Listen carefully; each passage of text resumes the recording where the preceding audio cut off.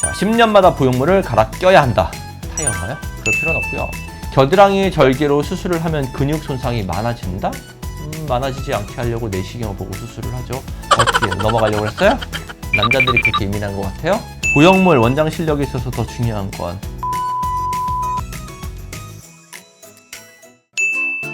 안녕하세요 시청자 여러분, 이상원 원장입니다. 오늘은 가슴 성형에 대해서 한번 얘기를 할까 하고요. 양대 산맥인 것 같아요. 코 수술과 가슴 성형에 대한 괴담, 뭐 이렇다더라 저렇다더라, 이런 제가 인터넷에 나온 글들을 보고 이게 진짜인지 아닌지 한번 실제로 제가 설명을 해드리도록 할게요. 굉장히 많은 질문을 한번 봤는데요. 저도 보면서 황당한 질문들도 많고 지금부터 하나씩 답변해 드릴게요. 10년마다 보형물을 갈아 껴야 한다. 타이어인가요? 그럴 필요는 없고요. 10년에 대한 얘기가 나오는 게 뭐냐면 실제로 우리 몸에서 정말 중요한 것들, 인공 심박동기나 정말 몸에서 중요한 생명과 관련된 유지장치들은 보통 10년 정도 있으면 교체하는 경우들이 있어요. 가슴 보형물은 생명과 직결된 게 아니에요.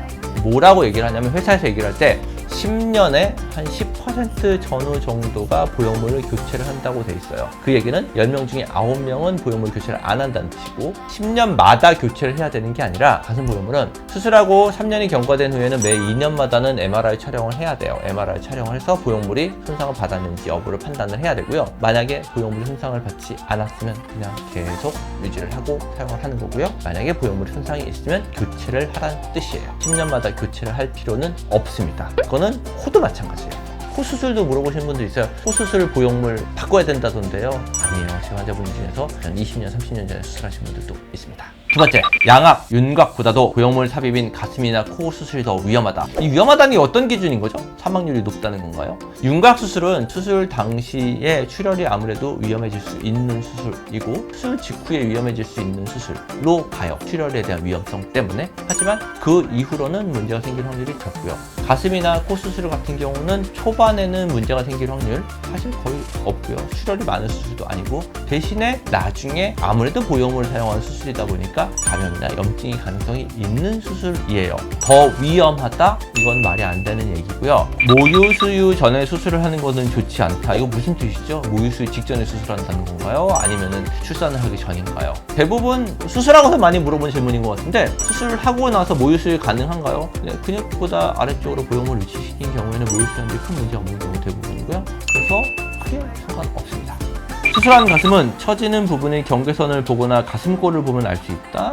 모를걸요? 어떤 식으로 보형물을 넣으면 수술한 티가 난다? 어떤 식으로 넣으면 티가 나나요? 보형물이 티가 나는 거는요, 보형물을 근육보다 위쪽에, 근막도 싸지 않고 그냥 가슴 조직 바로 아래에 큰 보형물을 넣으면서 본인이 굉장히 피부가 얇고 마른 분들 같은 경우는 보형물 티가 날 수 있어요. 겨드랑이 절개로 수술을 하면 근육 손상이 많아진다? 많아지지 않게 하려고 내시경을 보고 수술을 하죠. 내시경으로 경험 많은 경우는 겨드랑이 수술에도 근육 손상이 많지 않습니다. 물론 근육 손상이 많은 게 아니라 범위가 좀 달라요. 왜냐하면 겨드랑이 절개를 하면 실제로 이쪽에서 절개가 들어가기 때문에 요 위쪽에 있는 공간을 조금 더 만들어야 돼요. 대흉근 근육 자체를 조금 더 분리해야 되는 범위가 더 넓어져요. 그러니까 겨드랑이 수술을 했었을 때는 그냥 밑선이나 유륜 절개를 할 때보다 가슴 수술을 해야 되는 공간을 만들어야 되는 박리의 범위가 넓어지는 거지 근육 손상이 더 많아지거나 하지는 않아요. 물론 이건 경험이 많은 분들이 수술할 때요. 가슴 확대 수술을 하면 유두 감각이 사라진다. 보통 한 1년 반 정도는 좀 떨어진다고 얘기를 하고요. 무조건 떨어지는 건 아니에요. 마른 분들, 보형물 베이스가 너무 넓은 보형물을 사용하는 경우는 감각이 좀 더 떨어져요. 왜냐면 신경이 바깥쪽에 있거든요. 보형물을 너무 넓은 걸 쓰려다 보면 바깥쪽에 있는 신경이 눌릴 수밖에 없어요. 아니면 공간을 만들 때 너무 넓게 만들어야 되기 때문에 감각신경 손상 가능성이 있기 때문에 적당한 사이즈의 보형물을 사용한다면 대부분 감각이 그렇게 많이 떨어지진 않아요. 엑스레이 찍으면 티가 나요? 나요. 어떻게 넘어가려고 했어요? 나요. 초절벽 가슴은 보형물을 넣을 수 없다는 게 사실인가요? 초절벽 넣을 수 있어요. 30대, 40대 이후 나이 들어가는 수술은 더 티가 난다? 아니요. 오히려 가슴 수술은 30대, 40대 하는 게 조금 더 티가 덜 나는 건 있는 것 같아요. 왜냐하면 30대, 40대라고 무조건 티가 덜 나는 건 아니고 출산을 겪으신 분들은요. 굉장히 젊었을 때 마르고 피부가 타이트했던 분들이요. 보통 출산을 겪고 모유수를 하면서 가슴 조직이 약간 느슨해져요. 이런 분들이 그 이후에 가슴 수술을 하게 되면 오히려 처진 것도 조금 더 개선이 되면서 가슴 보형물 티가 좀 덜 나요. 오히려 완전히 젊었을 때 피부가 너무 타이트한 경우 수술했을 때가 수술한 티가 좀 더 나기 때문에 오히려 반대로 30, 40대 이후에 수술하는 게 수술 결과가 좀 더 자연스러운 경우가 많아요. 가슴 수술을 하면 혈액순환에 문제가 생기고 호르몬 약도 먹지 못한다. 어디 혈액순환 얘기하는 거죠? 말도 안 되는 얘기죠? 가슴 수술은 무조건 대학병원에서 해야 된다. 저 많이 합니다. 가슴골 모양, 타이트하게 붙어있는 골 사이가 넓은 등등만 보면 수술 유무를 알 수 있다. 정말 아무 기본도 없는 질문이고요. 가슴골이라고 하는 거는요, 사람들마다 근육이 달라붙는 위치에 따라 달라요. 남자분들도 마찬가지거든요. 만약에 남자분들, 몸 좋은 남자분들, 상의 탈의한 남자분들 보면요, 가운데 근육이 대흉근이 있는 데가 딱 가운데서부터 이렇게 딱 갈라져서 모이는 분들이 있고요. 어떤 분들은 똑같이 운동을 해도 대흉근 위치가 약간 바깥에서 시작하시는 분들이 있어요. 대흉근의 위치가 사람마다 달라요. 여자분들도 마찬가지거든요. 여자분들은 이게 굉장히 가까운 분들이 있고 넓은 분들이 있어요. 물론 수술할 때 넓은 분들은 약간 더 안쪽으로 모으긴 하지만 그런 분들은 근본적으로 가슴골이 생기지가 않아요.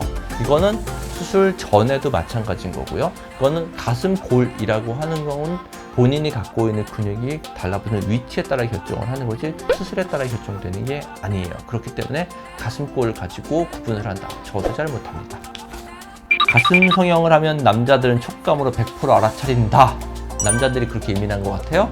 남자분은 생각보다 굉장히 둔해요. 모를 겁니다. 가슴 수술 이후 속옷을 제대로 안 입으면 다시 처진다. 수술 안 해도 속을 안 입으면 처져요. 누워있으면 보형물 딱딱하게 느껴진다. 요거는 조금 맞을 수도 있고 틀릴 수도 있는 얘기인데, 보형물 자체가 약간 더 딱딱한 보형물들이 있어요. 요즘 잘 안 쓰지만 물방울 타입 보형물 같은 경우가 밑에 부분이 물방울 모양을 유지하기 위해서 좀 더 딱딱해요. 이런 딱딱한 보형물들은 우리가 서 있었을 때는 가슴 조직 때문에 상관이 없지만 누웠었을 때는 가슴 조직이 약간 바깥으로 퍼지기 때문에 조금 더 딱딱한 느낌이 들 수 있어요. 하지만 스무드 타입 보형물을 사용을 하고 본인 안쪽의 공간을 조금 더 넓게 방지를 해줬을 때는 이런 느낌이 좀 더 덜하긴 해요. 가슴 수술을 하면 유방암 걸릴 확률이 높아진다. 그럴 것 같으면 가슴 수술을 할 수가 없죠. 보형물 원장 실력이 있어서 더 중요한 건 당연히 원장 실력 아닐까요? 보형물이 원장 실력보다 중요하다고? 말도 안 되는 소리죠. 원장 실력이 제일 중요합니다. 모든 수술은요. 어떤 수술을 하든 간에 원장 실력이 제일 중요한 거예요. 수술은요. 수술을 하는 사람이 중요하지.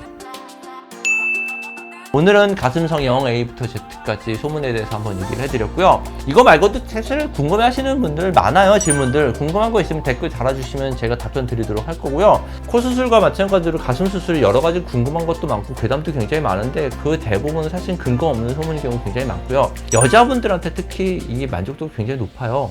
여자분들이 이게 자기 만족이 되게 높은 수술인 것 같아요. 가슴 수술을.